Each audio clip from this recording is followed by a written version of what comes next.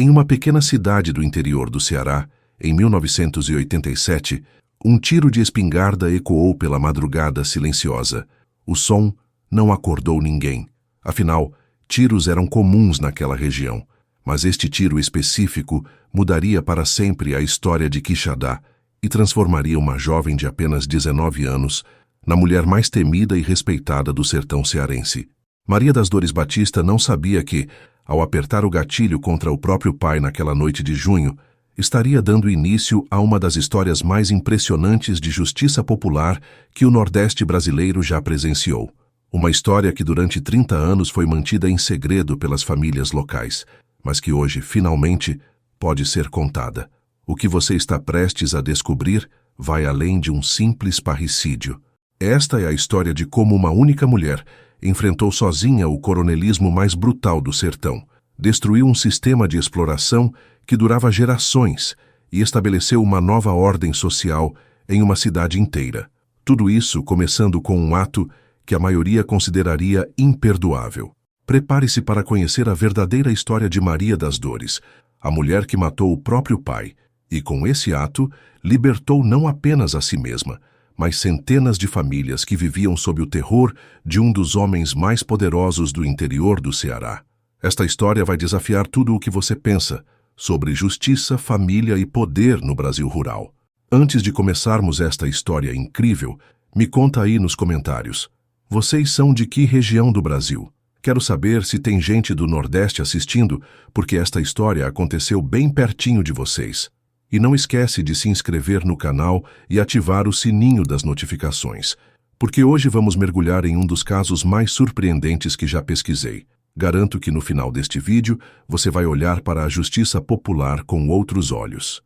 E pode deixar o like aí, porque esta história merece ser conhecida por mais pessoas. Vamos lá.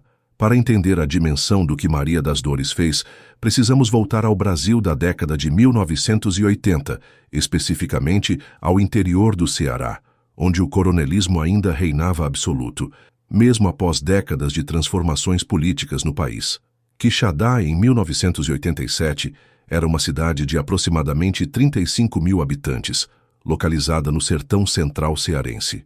Apesar de o Brasil estar vivendo o processo de redemocratização após o fim da ditadura militar, o interior nordestino permanecia praticamente inalterado em suas estruturas de poder tradicionais. Ali, famílias específicas controlavam não apenas as terras, mas também a política local, o comércio e até mesmo o sistema de justiça. O coronelismo cearense tinha características particulares que o tornavam ainda mais perverso que em outras regiões. Diferentemente do modelo clássico baseado apenas na propriedade rural, no Ceará, os coronéis diversificaram seu poder através do controle da água, recurso escasso e vital no semiárido, e do monopólio do comércio regional. Essa combinação criava uma dependência quase feudal da população em relação aos mandatários locais. Em Quixadá, 3 famílias dominavam completamente a vida social e econômica: os Batista, família de Maria das Dores, os Carvalho e os Mendonça. Essas famílias não eram apenas proprietárias de terras, elas controlavam os poucos poços artesianos da região, os armazéns que vendiam produtos básicos, o sistema de transporte que conectava a cidade à capital e mantinham vínculos diretos com autoridades estaduais. O sistema funcionava através de uma rede complexa de favores e intimidação. Durante as secas periódicas, que assolavam a região a cada 3, 4 anos, estas famílias controlavam a distribuição de água e alimentos. Quem se opusesse aos coronéis simplesmente não recebia ajuda, o que, na prática, significava uma sentença de morte para famílias inteiras. João Batista de Carvalho, pai de Maria das Dores, era considerado o mais cruel dos 3 patriarcas. Diferentemente dos outros, que exerciam seu poder através de intermediários, João participava pessoalmente dos atos de intimidação. Era conhecido por espancar publicamente quem o desafiasse, por violar mulheres cujos maridos lhe deviam dinheiro e por usar pistoleiros para eliminar opositores mais persistentes. O sistema judiciário local era completamente controlado por essas famílias. O delegado, o juiz e o promotor eram todos aparentados ou diretamente dependentes dos coronéis. Denúncias simplesmente desapareciam, Testemunhas eram intimidadas, e qualquer tentativa de buscar justiça através dos canais oficiais resultava em retaliação ainda mais severa. A Igreja Católica, tradicionalmente uma força moderadora no interior nordestino, também estava cooptada. O pároco local recebia doações substanciais das famílias dominantes e, em troca, pregava sermões sobre obediência e resignação. Durante as missas era comum ouvir que Deus havia colocado cada um em seu lugar e que questionar a ordem estabelecida era questionar a própria vontade divina. O isolamento geográfico da região tornava ainda mais difícil qualquer mudança. Quixadá ficava a mais de 160 quilômetros de Fortaleza, conectada apenas por uma estrada de terra que ficava intransitável durante o período chuvoso. Comunicações com o exterior eram limitadas. Havia apenas uma linha telefônica na cidade, instalada na casa do próprio João Batista. Neste contexto, nasceu e cresceu Maria das Dores, filha mais velha do homem mais temido da região, uma posição que deveria lhe garantir privilégios, mas que se tornaria o pesadelo de sua existência. Maria das Dores Batista nasceu em 12 de março de 1968, em uma das casas mais imponentes de Quixadá. A residência da família Batista ficava no centro da cidade, uma construção de 2 andares que se destacava entre as casas simples ao redor. Era, simbolicamente, uma demonstração física do poder que João Batista exercia sobre todos os habitantes da região. Desde pequena, Maria presenciou cenas que marcariam para sempre sua personalidade. João Batista não escondia sua crueldade nem mesmo da própria família. Pelo contrário, ele via na exposição de sua filha à violência uma forma de educação. Queria que ela entendesse desde cedo que o poder se mantinha através do medo. Aos 6 anos, Maria viu o pai espancar brutalmente um homem que havia atrasado o pagamento de uma dívida. O castigo aconteceu no quintal da casa, enquanto a família almoçava. João obrigou a filha a assistir, explicando que quem deve, paga com trabalho, com dinheiro ou com sangue. A cena traumatizou a menina, que passou semanas tendo pesadelos. A mãe de Maria, Socorro Batista, era uma mulher completamente submissa ao marido. Vinha de uma família de pequenos comerciantes que havia perdido tudo durante a seca de 1958 e se tornara dependente da generosidade de João. O casamento não foi uma escolha, mas uma transação. João quitou as dívidas da família de Socorro em troca de sua mão em casamento. Socorro tentava proteger os filhos da violência do marido, mas suas tentativas de intervenção resultavam invariavelmente em surras ainda mais severas. Maria aprendeu cedo que demonstrar qualquer tipo de compaixão ou sensibilidade era visto pelo pai como sinal de fraqueza, algo que ele se empenhava em corrigir através de castigos físicos. A educação formal de Maria foi limitada. João Batista permitiu que ela frequentasse a escola primária apenas porque isso aumentava o status da família perante outras famílias poderosas da região. No entanto, ele fazia questão de deixar claro que mulher não precisa de muita educação, precisa saber obedecer. Durante a adolescência, Maria começou a questionar internamente o que via ao seu redor. Era uma jovem inteligente e observadora, que percebia a contradição entre o discurso religioso de resignação que ouvia na igreja e a realidade de sofrimento que presenciava diariamente nas ruas de Quixadá. O primeiro ato de rebeldia aconteceu aos 14 anos. Maria viu o pai humilhar publicamente Dona Francisca, uma viúva idosa que vendia quitutes na praça central. A mulher havia desrespeitado João ao não cumprimentá-lo adequadamente. Como castigo, ele virou o tabuleiro de comidas no chão e pisoteou tudo, destruindo o sustento da semana da idosa. Naquela noite, Maria saiu escondida e levou mantimentos da despensa de casa para Dona Francisca. Foi seu primeiro ato de desobediência direta às ordens do pai, que havia proibido qualquer tipo de ajuda à insolente. Quando João descobriu, alguns dias depois, através de um de seus informantes, Maria recebeu a surra mais severa de sua vida. Mas algo havia mudado nela. A partir daquele momento, Maria começou a desenvolver uma rede secreta de apoio às vítimas da crueldade paterna. Inicialmente eram pequenos gestos, um pouco de comida deixada discretamente na porta de uma família necessitada, remédios emprestados da farmácia que o pai controlava, avisos antecipados sobre batidas que ele planejava contra devedores. Aos 16 anos, Maria presenciou o que seria o evento mais traumático de sua juventude. João Batista descobriu que Antônio Silva, um dos poucos homens que ousava questioná-lo abertamente, estava organizando outras famílias para buscar ajuda do governo estadual contra os abusos locais. A resposta foi swift e brutal. João ordenou que Antônio fosse amarrado na praça central e publicamente espancado. Mas não parou por aí. Como exemplo para outros possíveis rebeldes, ele violentou a esposa de Antônio na frente de toda a família, incluindo os filhos menores. Maria assistiu a tudo, obrigada pelo pai que queria que ela aprendesse como se trata inimigos. Foi neste momento que Maria tomou uma decisão que mudaria sua vida. Ela mataria o próprio pai. Não era mais questão de se ou quando, era apenas uma questão de encontrar a oportunidade certa. A transformação de Maria das Dores de vítima em algoz não aconteceu da noite para o dia. Foi um processo gradual, cuidadosamente planejado, que durou quase 3 anos, dos 16 aos 19 anos de idade. O primeiro passo foi conquistar a confiança total do pai. Maria passou a demonstrar interesse pelas atividades de negócios da família, pedindo para acompanhar João em suas rondas pela propriedade e em reuniões com outros proprietários rurais. Inicialmente desconfiado, João acabou interpretando esse interesse como uma evolução natural. Sua filha finalmente estava entendendo como funcionava o mundo. Durante essas saídas, Maria mapeou meticulosamente toda a operação paterna.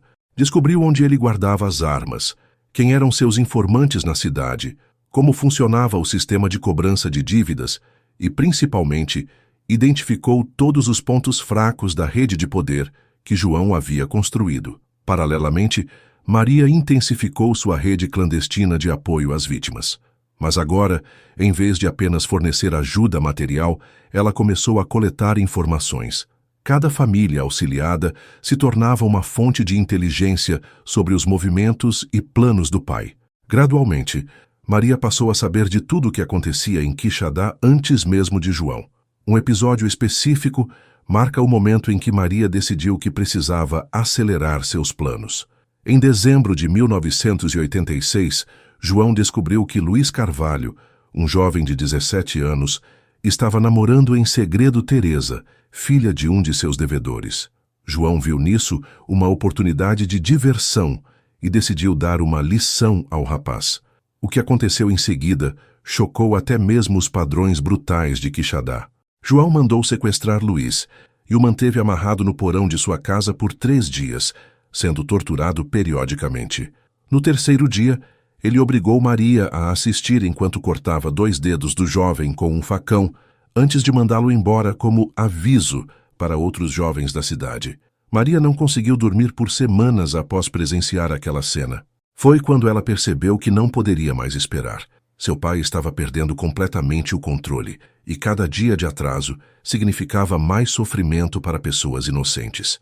A preparação para o assassinato começou no início de 1987. Maria passou a estudar obsessivamente os hábitos de João, identificando momentos de vulnerabilidade em sua rotina. Descobriu que toda quinta-feira, por volta das 3h da madrugada, ele saía sozinho de casa para verificar pessoalmente alguns dos poços artesianos mais afastados da propriedade, uma paranoia que havia desenvolvido após alguns episódios de sabotagem. Durante esses reconhecimentos noturnos, João levava apenas uma lanterna e sua pistola .38. Mais importante, ele não levava nenhum dos capangas que normalmente o acompanhavam durante o dia. Era o único momento em que ele ficava verdadeiramente sozinho e vulnerável. Maria planejou usar a própria arma do pai contra ele. João mantinha um arsenal pequeno, mas bem cuidado em um cofre no escritório da casa. Maria descobriu a combinação observando-o discretamente durante semanas. 12/03/1968, sua própria data de nascimento. A ironia não passou despercebida por ela, mas além do aspecto prático, Maria sabia que precisava de um álibi sólido. Ela passou a frequentar religiosamente a igreja, estabelecendo uma reputação de jovem devota e obediente.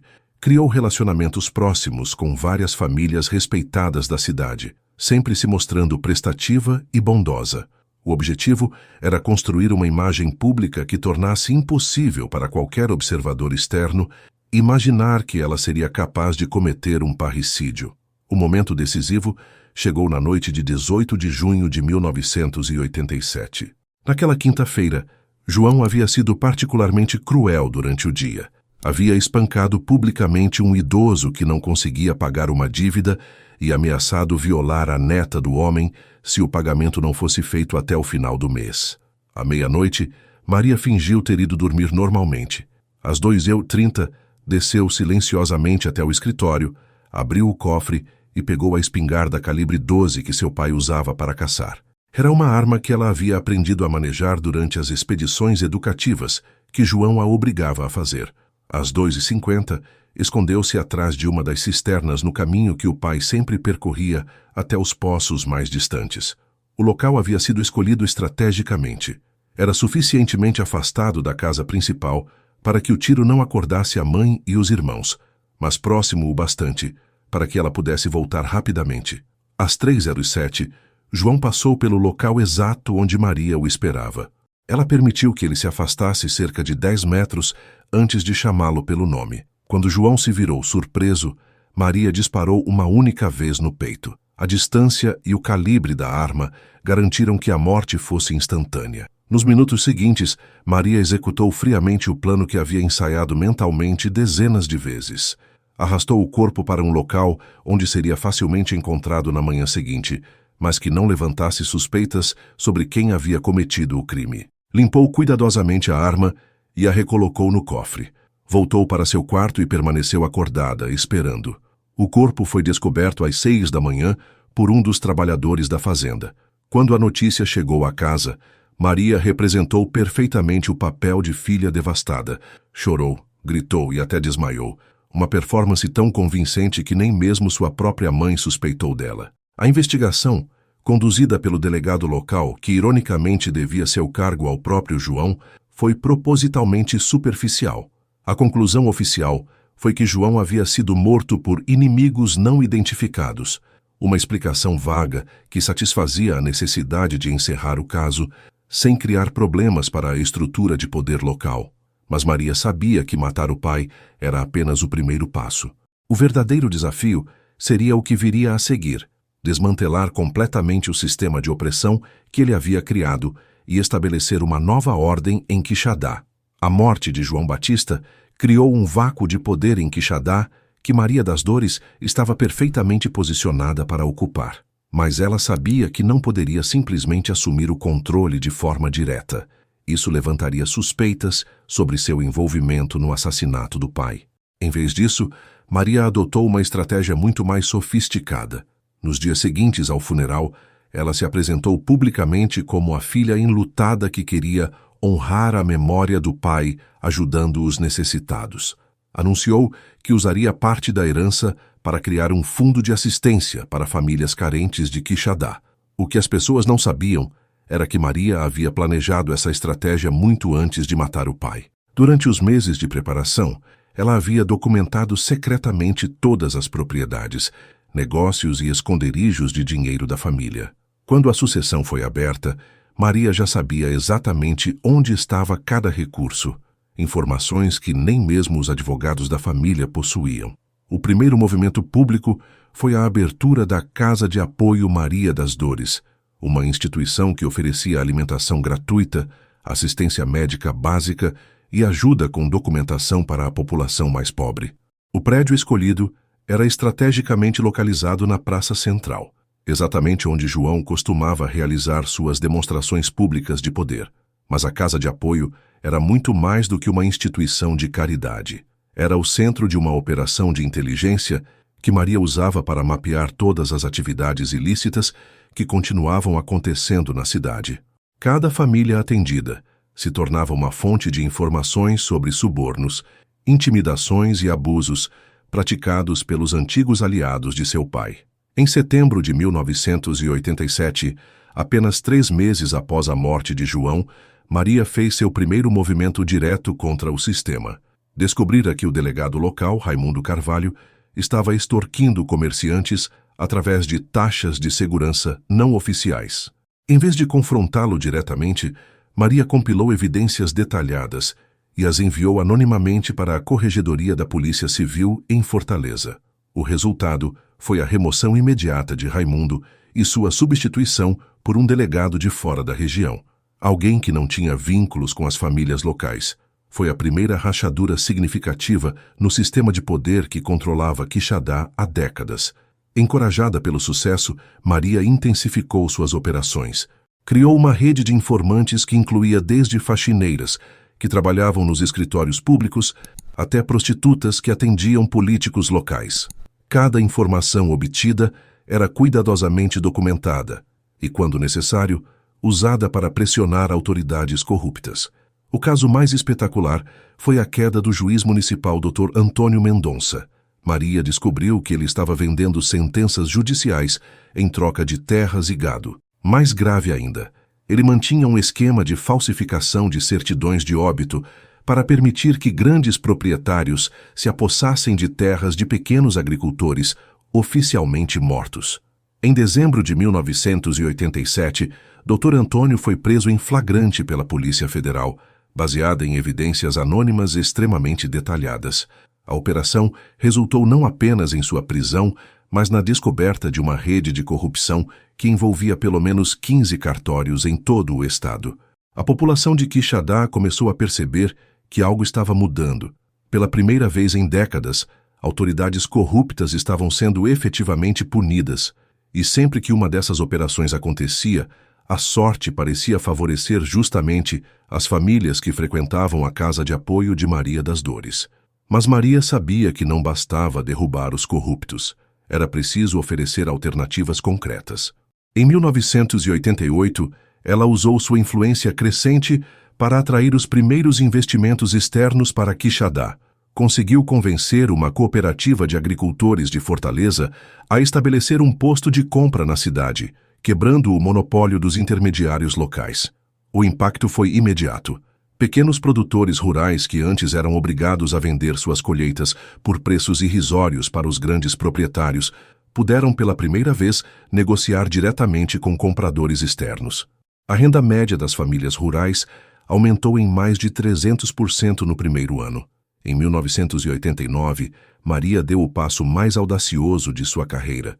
Decidiu concorrer ao cargo de vereadora, mas não através dos partidos tradicionais controlados pelas famílias locais. Em vez disso, ela se filiou ao recém-criado Partido dos Trabalhadores e construiu uma campanha baseada inteiramente no trabalho de base que vinha desenvolvendo na Casa de Apoio. A campanha de Maria foi diferente de tudo que Quixadá havia presenciado. Em vez de comícios na Praça Central, ela organizou reuniões nas casas das famílias atendidas por seus programas. Em vez de prometer obras públicas, ela mostrava resultados concretos já alcançados. Em vez de discursos grandiosos, ela falava sobre problemas específicos e soluções práticas. O establishment local tentou de tudo para impedir sua eleição. Espalharam boatos de que ela era comunista e destruidora da tradição. Alguns dos antigos aliados do pai tentaram intimidar seus apoiadores. Houve até uma tentativa de incêndio na Casa de Apoio. Mas Maria estava preparada para tudo isso. Sua rede de informantes a mantinha sempre um passo à frente dos adversários. Quando soube da tentativa de incêndio, por exemplo, ela organizou uma vigília espontânea de moradores que, coincidentemente, estavam no local quando os sabotadores chegaram. A eleição de outubro de 1989 resultou na vitória mais esmagadora da história política de Quixadá. Maria recebeu 73% dos votos válidos, um resultado que surpreendeu até mesmo suas expectativas mais otimistas. Mais importante, sua vitória carregou consigo outros 5 candidatos de oposição, dando-lhe maioria absoluta na Câmara Municipal. A posse, em janeiro de 1990, marcou oficialmente o fim do coronelismo em Quixadá. Maria havia conseguido, em menos de 3 anos, transformar completamente a estrutura política de uma cidade onde sua própria família havia exercido poder absoluto por décadas. Mas o mais impressionante era que ela havia feito tudo isso mantendo em absoluto segredo sua responsabilidade pela morte do pai. Para a população, Maria das Dores era simplesmente a filha corajosa que havia superado a tragédia familiar para dedicar sua vida ao serviço público. Ninguém imaginava que a tragédia havia sido cuidadosamente planejada e executada por ela mesma. O poder absoluto que Maria das Dores exerceu sobre Quixadá durante a década de 1990 começou a mostrar suas primeiras fissuras no final do século. Ironicamente, o sucesso de suas reformas criou as condições que levariam ao seu próprio declínio. A prosperidade econômica que Maria trouxe para a cidade atraiu atenção externa. Quixadá se tornou um modelo de desenvolvimento sustentável no semiárido, estudado por universidades e organizações internacionais. Com essa visibilidade, vieram investimentos maiores, novas oportunidades e também uma nova geração de lideranças que não haviam vivido sob o terror do antigo coronelismo. Em 1998, aos 30 anos, e no seu terceiro mandato consecutivo como vereadora, Maria enfrentou pela primeira vez uma oposição séria. Um grupo de jovens empresários e profissionais liberais, liderados pelo advogado Paulo Mendonça, sobrinho do ex-juiz corrupto que ela havia derrubado, começou a questionar publicamente o que chamavam de paternalismo autoritário de sua administração. Paulo Mendonça era inteligente e carismático. Havia estudado direito em Fortaleza, feito especialização em São Paulo e retornado a Quixadá com uma visão moderna de desenvolvimento urbano. Ele argumentava que a cidade precisava evoluir além do modelo assistencialista criado por Maria, adotando práticas de gestão empresarial e parcerias público-privadas. O discurso encontrou eco especialmente entre os comerciantes que haviam prosperado com as mudanças econômicas trazidas por Maria. Muitos deles, agora em situação financeira confortável, começaram a ver os programas sociais dela como gastos desnecessários, que poderiam ser reduzidos em favor de investimentos em infraestrutura urbana. Maria inicialmente subestimou essa oposição. Acostumada a décadas de apoio quase unânime da população, ela interpretou as críticas como ingratidão de pessoas que haviam se beneficiado de seu trabalho. Em vez de adaptar seus métodos, ela se tornou mais defensiva e centralizadora.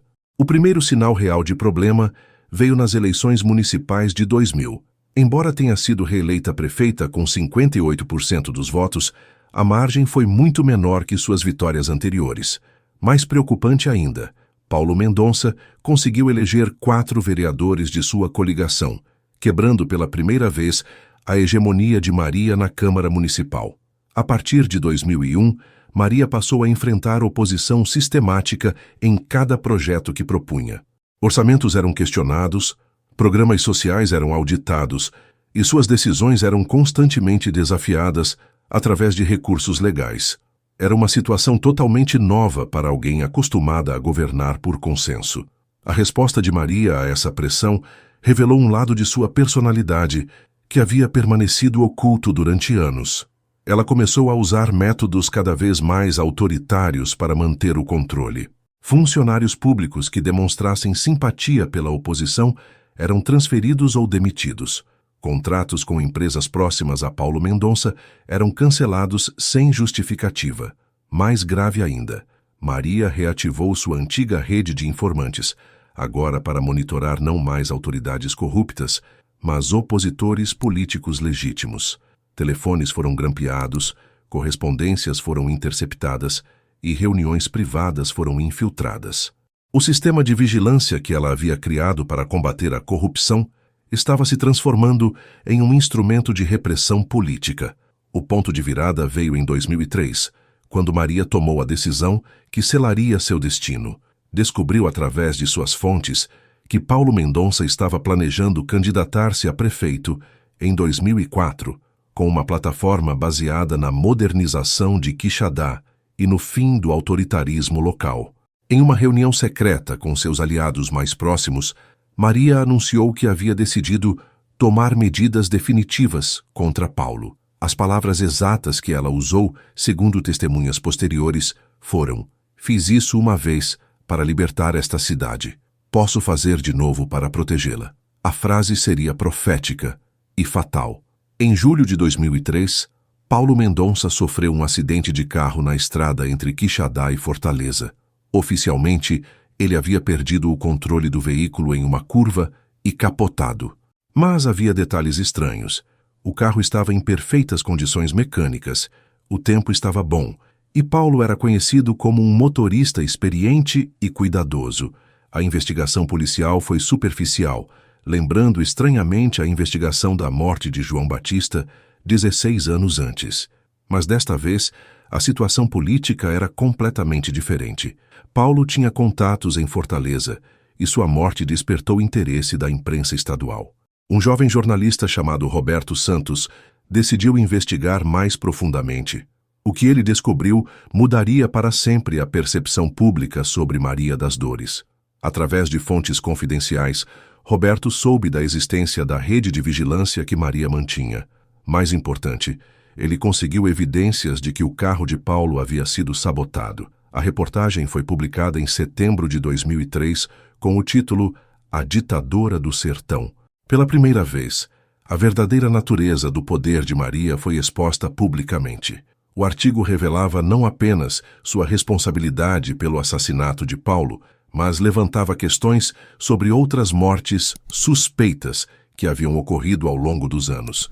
A reação foi imediata e devastadora. Manifestações pedindo a renúncia de Maria tomaram as ruas de Quixadá. A Assembleia Legislativa do Ceará abriu uma CPI para investigar as acusações. O Ministério Público Federal iniciou uma operação que resultou na prisão de vários colaboradores de Maria. Em outubro de 2003, Maria das Dores renunciou ao cargo de prefeita. Em novembro, foi presa preventivamente sob acusação de formação de quadrilha, abuso de poder e homicídio qualificado. O julgamento, que começou em 2004, foi um dos mais acompanhados na história do Ceará. Durante o processo, emergiram detalhes chocantes sobre os métodos que Maria havia usado para manter o poder. Testemunhas revelaram a existência de pelo menos 3 outros assassinatos ordenados por ela ao longo dos anos, todos disfarçados como acidentes ou crimes comuns. Mais chocante ainda foi a revelação, feita pela própria Maria durante seu depoimento, de que ela havia matado o pai. Quando questionada pelo promotor sobre onde havia aprendido a eliminar inimigos, Maria respondeu friamente: "Aprendi com meu primeiro professor, meu próprio pai, e meu primeiro exame foi eliminá-lo." A confissão causou comoção nacional. A mulher, que por décadas havia sido vista como uma heroína da justiça social, estava revelando ser uma assassina que havia começado sua carreira matando o próprio pai. Era uma reviravolta que nenhum observador havia previsto. Em dezembro de 2004, Maria das Dores foi condenada a 45 anos de prisão por 4 homicídios qualificados, incluindo o parricídio e o assassinato de Paulo Mendonça. A sentença foi confirmada pelo Tribunal de Justiça em 2006. A história de Maria das Dores levanta questões profundas sobre justiça, poder e moralidade que continuam relevantes até hoje.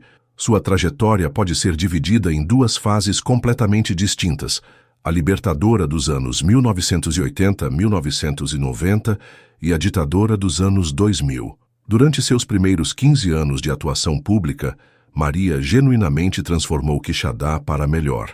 Acabou com décadas de coronelismo brutal, estabeleceu instituições democráticas funcionais e melhorou dramaticamente a qualidade de vida da população. Os números são inegáveis. A mortalidade infantil caiu 70%, a alfabetização subiu de 40% para 85% e a renda per capita triplicou. Mas essa transformação foi construída sobre uma base moralmente ambígua. O ato fundador, o parricídio, pode ser justificado como legítima defesa contra um tirano. A rede de vigilância e intimidação que ela usou contra autoridades corruptas era diferente, em essência, dos métodos de seu pai. Especialistas em ciência política consideram o caso de Maria das Dores um exemplo clássico do que chamam de autoritarismo benevolente, situações onde líderes autocráticos promovem genuíno desenvolvimento social, mas através de métodos não democráticos. É um fenômeno comum em sociedades em transição, onde instituições democráticas são ainda muito frágeis para resistir a grupos de poder tradicionais. O professor João Carlos Pereira, da Universidade Federal do Ceará, que estudou extensivamente o caso, argumenta que Maria foi vítima de seu próprio sucesso. Segundo ele, Ela desenvolveu métodos autoritários para combater o autoritarismo, mas nunca aprendeu a abandonar esses métodos quando eles deixaram de ser necessários. Para a população de Quixadá, o legado de Maria permanece controverso. Uma pesquisa realizada em 2020 mostrou que 62% dos moradores ainda aprovam suas primeiras 2 décadas de governo, mas apenas 15% justificam seus crimes. É uma ambivalência que reflete a complexidade moral de sua história. As instituições que Maria criou sobreviveram à sua queda. A Casa de Apoio continua funcionando, agora administrada por uma ONG. O sistema de cooperativas agrícolas se expandiu e serve como modelo para outras regiões do semiárido. O ensino público municipal mantém os padrões de qualidade estabelecidos durante sua gestão. Mais importante, Quixadá nunca voltou ao coronelismo tradicional. A experiência traumática dos métodos de Maria criou uma cultura política local que valoriza a transparência e a prestação de contas. Ironicamente, princípios que ela mesma havia violado em seus últimos anos no poder. A história de Maria das Dores nos força a confrontar questões incômodas sobre os limites da justiça e os perigos do poder concentrado. Ela prova que mesmo as melhores intenções podem ser corrompidas quando não existem mecanismos efetivos de controle e transparência. Hoje, aos 57 anos, Maria cumpre sua sentença no complexo penitenciário de Itaitinga, no Ceará. Ela raramente recebe visitas e nunca concedeu entrevistas desde sua prisão. Segundo relatos de outros detentos, ela passa a maior parte do tempo lendo e escrevendo o que parecem ser memórias, um documento que, se algum dia for publicado, pode revelar ainda mais segredos sobre uma das histórias mais fascinantes e perturbadoras da política brasileira contemporânea. O caso de Maria das Dores nos lembra que a linha entre herói e vilão é muitas vezes mais tênue do que gostaríamos de acreditar, e que a luta contra a injustiça, quando travada através de métodos injustos, pode acabar perpetuando exatamente aquilo que se propunha a combater. Em última análise, a história de Maria das Dores é um alerta sobre os perigos do poder sem limites, mesmo quando exercido com as melhores intenções. É uma lição que transcende as fronteiras de Quixadá e permanece relevante para qualquer sociedade que busque equilibrar a necessidade de mudança com a preservação dos valores democráticos.